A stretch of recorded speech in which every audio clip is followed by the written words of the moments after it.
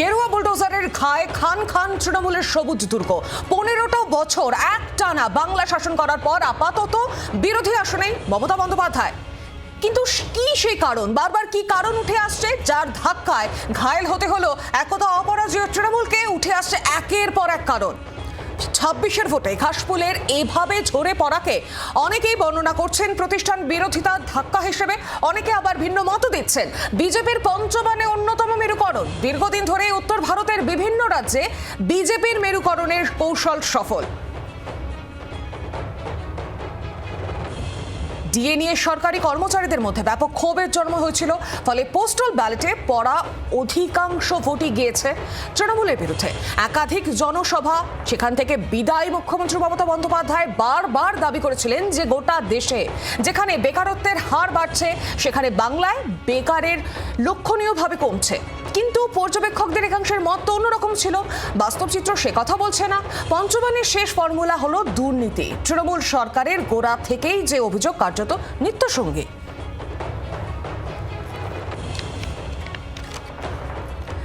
আর এই মুহূর্তে আমার সঙ্গে রয়েছে আমাদের প্রতিনিধি প্রবীর চক্রবর্তী, পাশাপাশি আমার সঙ্গে রয়েছেন রাজনৈতিক বিশ্লেষক ঝন্টু বড়াইক। আপনাকে স্বাগত জি 24 ঘন্টায়। আমি সবার আগে একটু প্রবীরের কাছে যাই। প্রবীর, এই যে আমরা দেখলাম পরিবর্তন, একেবারে ঐতিহাসিক জয় বিজেপির বলাই যায়, সেখানে মমতা হারলেও কেন মমতার অন্দরমহলে কি বিশ্লেষণ, কি ঠিক কি উঠে আসছে, কি জানা যাচ্ছে?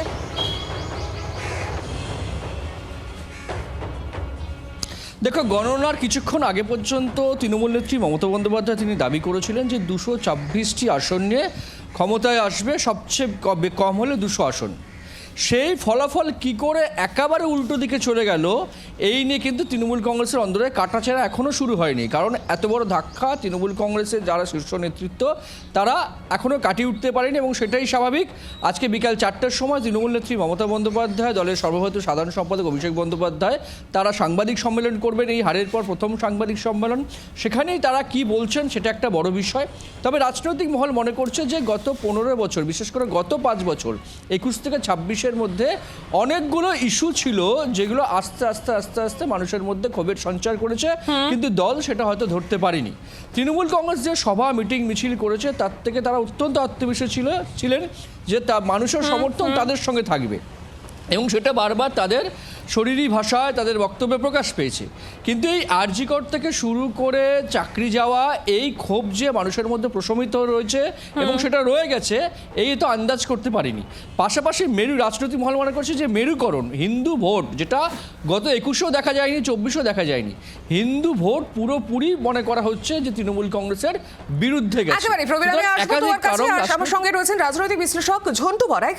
ঝন্টু বাবু, আপনি কিভাবে দেখছেন এই গোটা বিষয়টা? কোন কারণের জন্য মমতা বন্দ্যোপাধ্যায় বা তৃণমূল কংগ্রেস তাকে এভাবে পরাজিত হতে হলো, বা কোন ফ্যাক্টরগুলোকে আপনি মনে করছেন? একটা ভয়ানক রাজনৈতিক সুনামি, এটা তো পরিবর্তন শুধু বলা যাবে না, সুনামি এটার জন্য একটা ফ্যাক্টর হতে পারে না। কিন্তু প্রথমেই বলি, এর যদি 1 নম্বর কারণ বলা হয় হিন্দু ভোটের ঐক্য হয়ে যাওয়াটা, আমি বলছি যে দেখুন, এই ঐক্যটা এখনই হয়নি।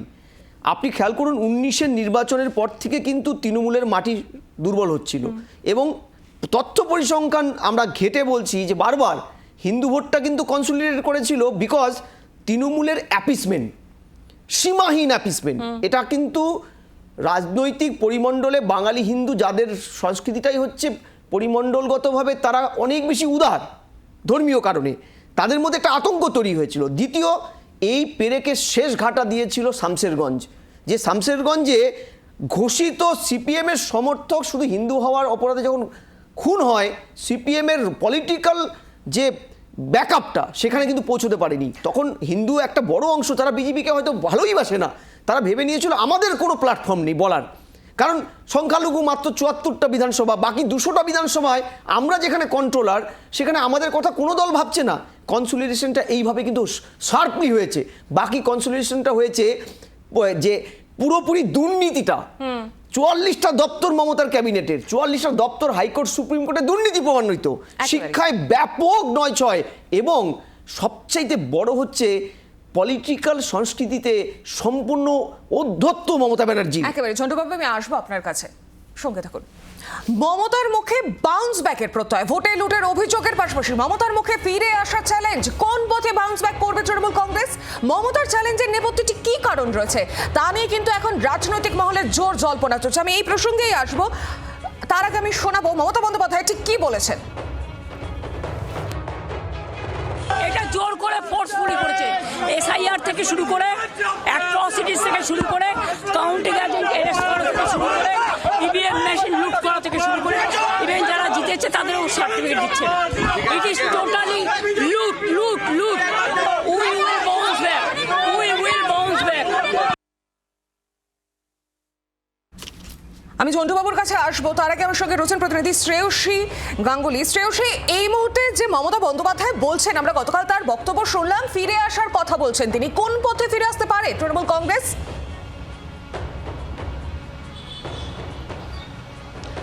দেখো, নিশ্চিতভাবে গোটা বিষয়টা নিয়ে যে তৃণমূল কংগ্রেস আইনি সহায়তা নেবে, যেখানে মমতা বন্দ্যোপাধ্যায় তিনি মনে করছেন যে পুরোটাই কারচুপির মধ্যে হয়েছে এবং সেখানে বিভিন্ন জায়গায় তিনি মনে করছেন যে ইচ্ছে করে, জোর করে, পরিকল্পনা করে, ষড়যন্ত্র করে হারানো হয়েছে। বিভিন্ন ক্ষেত্রে 100টারও বেশি জায়গার ক্ষেত্রে কিন্তু এই ধরনের কারচুপি করা হয়েছে, এমনটাই তিনি অভিযোগ করছেন। ফলে সেই জায়গা থেকে নিশ্চিতভাবে মমতা বন্দ্যোপাধ্যায় কিন্তু এক্ষেত্রে আইনি যে সাহায্য নেবেন সেটা খুব স্পষ্ট।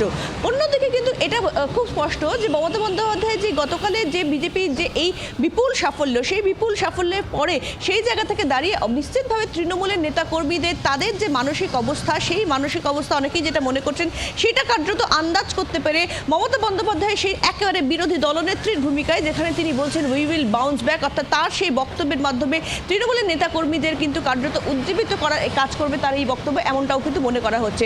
কিন্তু সার্বিকভাবে তোমাকে জানিয়ে রাখি যে মমতা বন্দ্যোপাধ্যায় যে উই উইল বাউন্স ব্যাক, অর্থাৎ শুধুমাত্র এই পরাজয়কে সেক্ষেত্রে শুধুমাত্র একটা পরাজয় হলো সেই হিসেবে মেনে নেওয়া নয়, বরঞ্চ এই জায়গা থেকে দাঁড়িয়ে নতুনভাবে আন্দোলন করা, নতুনভাবে এই যে টোটাল যে ভোট হলো যেখানে তিনি কারচুপির অভিযোগ করছেন, সেই বিষয়টা নিয়ে তারা আগামী দিনে অন্য কিছু ভাবনা চিন্তা করতে পারেন, এমনটাই কিন্তু খুব স্পষ্ট তার বক্তব্যের মধ্যে। অর্থাৎ পরাজয় স্বীকার করা নয়, এই পরাজয়ের পরিপ্রেক্ষিতে পাল্টা এটাকে চ্যালেঞ্জ করে, বা এই যে ফল, পরাজয়ের থেকে বলা ভালো যে এই ফল, সেই ফলকে পাল্টা চ্যালেঞ্জ করে তৃণমূল কংগ্রেস যে অন্য কোনো পথে হাঁটবে বা অন্য কোনো কিছু আন্দোলনের প্রস্তুতি নিচ্ছে সেটা কিন্তু খুব স্পষ্ট মমতা বন্দ্যোপাধ্যায়ের বক্তব্যে।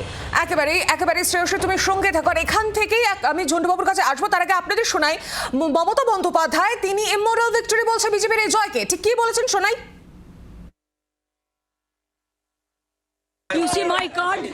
They are not allowing me also. Do you think it is winning? It's a immoral victory, not moral victory. Immorally, whatever election commission has done with the central forces and prime minister and home minister, it is totally illegal, and we will ask for counter mandate. আর এখান থেকে আমি যাব, আমার সঙ্গে রয়েছেন রাজনৈতিক বিশ্লেষক ঝন্টু বরাক। ঝন্টুবাবু, আপনি শুনলেন মমতা বন্দ্যোপাধ্যায়ের বক্তব্য, কোন পথে ফিরে আসা সম্ভব মমতা বন্দ্যোপাধ্যায়ের বা তৃণমূল কংগ্রেসের, কিভাবে দেখছেন, কোন বিষয়গুলোকে ফ্যাক্টর হিসেবে মনে করছেন? প্রথম কথা, লড়াকু নেত্রী। আমি প্রথম দিন থেকে আমার অবজারভেশন, মমতা ব্যানার্জি শাসক হিসেবে বিফল, কিন্তু বিরোধী নেত্রী হিসেবে কিন্তু সফল। সংসদীয় গণতন্ত্রে ক্ষমতায় আসার 12 বছর আগে তিনি পার্লামেন্টারি ডেমোক্রেসি এসছেন, ইয়েতে ছিলেন, দীর্ঘদিন সিপিএম এর মতো রেজিমেন্টেশনের বিরুদ্ধে লড়েছেন, কিন্তু শাসক তৃণমূল নেত্রী কিন্তু সফল নন। 16 সাল থেকে ভবানীপুরে তিনি মোরালি হেরে গেছেন। এটা আমরা বারবার, যখন তিনি প্রার্থী হলেন ভবানীপুরে এবার, আমরা কিন্তু এটা সতর্কবার্তা দিয়ে করেছিলাম যে 16 সালে যখন সততার প্রতীক, সততা নামক একটি শব্দ যেটা বাংলায় নেই, সৎ আছে, সাধুতা আছে তার বিশেষণ, সেই সততা শব্দটাকে পপুলার করে দেওয়া মুখ্যমন্ত্রী 16 সাল থেকে তার ওয়ার্ডে পিছিয়ে, 693 ভোটে পিছিয়ে, অর্থাৎ সেই জায়গায় তিনি ইনসিকিউর, কারণ তিনি শাসক হিসেবে কিন্তু বিফল একদম প্রথম থেকে। দ্বিতীয়, উনি ফিরে আসবেন, একদম ফিরে আসবেন, সেই ফিরে আসার মাঝখানেও দেখো এক বালতি দুধে একটু চোনার মতন তিনি কিন্তু হারটাকে স্বীকার করেননি। এই যে আমি সহজে 70 এলেও সহজে, এটা তিনি নন্দীগ্রামে হেরেছেন, মামলা করেছেন, পরবর্তীকালে আমরা জানি মামলার শুনানিতে তার দল বা তিনি অ্যাপিয়ার করেননি। আজকে তিনি মামলা করার কারণটা কি, এই যে কথাগুলো কেন বলছেন, যে মনোবলটা যে তলানিতে চলে গেছে তার কর্মীদের, তাকে উঠিয়ে দেওয়া। নন্দীগ্রাম প্রসঙ্গ নিয়ে আসবো, আপনি সঙ্গে থাকুন। এদিকে জমি আন্দোলনের হাত ধরে 11-র ক্ষমতা মসনদে বসেছেন মমতা বন্দ্যোপাধ্যায় এবং সেই নন্দীগ্রাম আর সিঙ্গুরে ধস। নন্দীগ্রামে এবারও হ্যাট্রিক কার? শুভেন্দু অধিকারী। হাই ভোল্টেজ নন্দীগ্রামে শুভেন্দুর একতার সঙ্গে এই পবিত্র করকে দলে টেনে ধাক্কা দেওয়ার চেষ্টাও করেছিল তৃণমূল কংগ্রেস, কিন্তু শুভেন্দুর পক্ষেই রায় দিল অবশেষে নন্দীগ্রাম। তৃণমূলের পবিত্র করের 10,000-এরও বেশি ভোটে হারিয়ে জয়ের হ্যাট্রিক শুভেন্দু অধিকারী। আর এটা নিয়ে একটু বিস্তারিতভাবে একটু জানি, আমার সঙ্গে বলতে রয়েছেন প্রতিনিধি পিয়ালি মিত্র। পিয়ালি, সেই একই ছবি দেখা গেল এখানেও, নন্দীগ্রামেও কিন্তু সেই শুভেন্দু অধিকারী।